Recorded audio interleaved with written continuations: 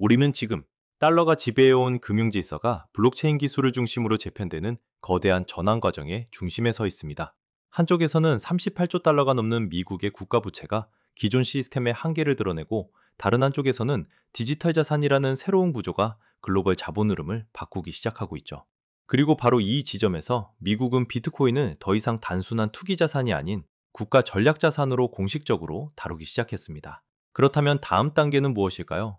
부채만 늘어나던 미국의 재무제표에 언젠가 비트코인이 공식적인 회계상 자산으로 포함되는 미래. 그 순간이 온다면 미국의 재정 구조와 글로벌 금융 패권은 지금과는 완전히 다른 국면으로 들어가게 됩니다. 현재 미국의 현실은 부채는 눈덩이처럼 불어나고 연간 이자 비용만 거의 1조 달러에 근접했습니다. 이자는 이미 국방비를 위협하는 수준까지 올라왔고, 미국은 전쟁보다 이자에 더 많은 돈을 쓰는 나라가 되어가고 있습니다. 세금을 더 올리기도, 본격적인 지출 삭감을 하기도 정치적으로 거의 불가능한 구조. 기존 방식만으로는 이 시스템을 유지하기 어렵다는 사실은 금융에 관심이 있는 사람이라면 누구나 다 아는 사실입니다. 여기서 미국이 꺼낸 카드가 하나 있습니다. 달러와 국채, 석유만으로는 부족해진 이 판에 완전히 다른 성격의 담보자산을 하나 더 올리는 것. 바로 비트코인입니다. 이 변화는 말만이 아니라 문서로 드러나기 시작했습니다. 2024년 7월 31일, 와이오밍의 신시아 루미스 상원의원은 비트코인 액트 오브 2024라는 법안을 상원에 발의합니다. 아직 통과된 법이 아니지만 그 내용은 상당히 노골적입니다. 미국 정부가 앞으로 5년간 최대 100만 비트코인을 매입하고 최소 20년 동안 전략적 비축 자산으로 보유하며, 이를 위해 연준의 잉여금 일부를 비트코인 매입 재원으로 쓰자는 제안입니다. 루미스는 이렇게 말합니다. 비트코인은 단순한 기술 혁신이 아니라 미국 금융 리더십을 지키기 위한 전략적 자산이다. 여기서 한 발 더 나간 것이 2025년 3월 6일 트럼프 대통령의 행정명령입니다.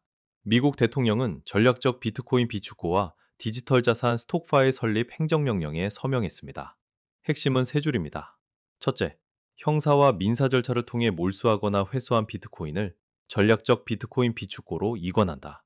둘째, 피해자 변제와 법원 명령 같은 예외를 빼면 정부가 보유한 비트코인은 원칙적으로 매도하지 않고 장기 보유한다. 셋째, 추가적인 비트코인 확보 전략을 세우되 새로운 증세가 아니라 예산 중립이라는 틀 안에서 방법을 찾는다. 백악관의 암호화폐 담당 데이비드 삭스는 이제 비트코인을 조기 매각해서 국가가 수십억 달러를 날리는 일은 끝내고 디지털 포트녹스를 만들 때라고 말했습니다. 여기서 중요한 포인트가 하나 있습니다. 미국은 비트코인을 더 이상 투기성 몰수 자산이 아니라 국가 전략 비축 자산으로 취급하기 시작했다는 점입니다. 온체인 분석업체들의 추정에 따르면 미국 정부는 이미 압수와 몰수를 통해 수십만 비트코인을 쌓아두고 있습니다. 실크로드, 각종 해킹과 랜섬웨어 사건, 대형 사기와 인신매매 사건에서 나온 비트코인들이 미 법무부와 연방기관을 거쳐 정부 지갑으로 모이고 있습니다. 표면적인 설명은 이렇습니다. 우리는 범죄로 인한 수익을 동결해 피해자를 보호하고 가능한 한 피해자들에게 돌려주기 위해 대신 보관하고 있을 뿐이다. 하지만 여기서 국제정치의 현실, 그리고 자본시장의 야생성이 드러납니다. 우리는 이미 FTX 파산과 마운트 곡스 해킹 사건에서 한 가지 패턴을 봤습니다. 피해자들은 대부분 파산 당시 계정에 찍혀있던 법정화폐 기준의 금액을 중심으로 보상을 받습니다. 그 사이에 비트코인과 여러 자산의 가격이 몇 배, 몇십 배가 올랐더라도 그 초과분은 피해자가 아니라 시스템 쪽에 남습니다. 실질적으로는 과거의 숫자 기준으로 채권과 채무 관계를 정리하고 미래의 가격 상승분은 구조를 설계한 쪽이 가져가는 방식입니다. 미국의 전략적 비트코인 비축고 역시 비슷한 구조를 가질 수 있습니다. 캄보디아에서 벌어진 인신매매와 투자 사기 사건에서 10만 개가 넘는 비트코인이 미국 수사당국의 통제를 받게 된 것처럼, 앞으로도 각종 글로벌 사기와 랜섬웨어 사건에서 몰수된 비트코인들은 피해자 변제를 명분으로 정리되고, 그 이후 장기간의 가격 상승분은 국가 시스템에 남게 될 가능성이 큽니다. 법과 정의를 이야기하는 공식 문장 뒤에는 사실상 국가가 디지털 자산에 대해 장기 전략을 쥐고 있는 셈입니다. 10년 후 비트코인 한 개가 겨우 100만 달러에 도달한다고 가정해도 100만 비트코인은 1조 달러 규모의 자산이 됩니다.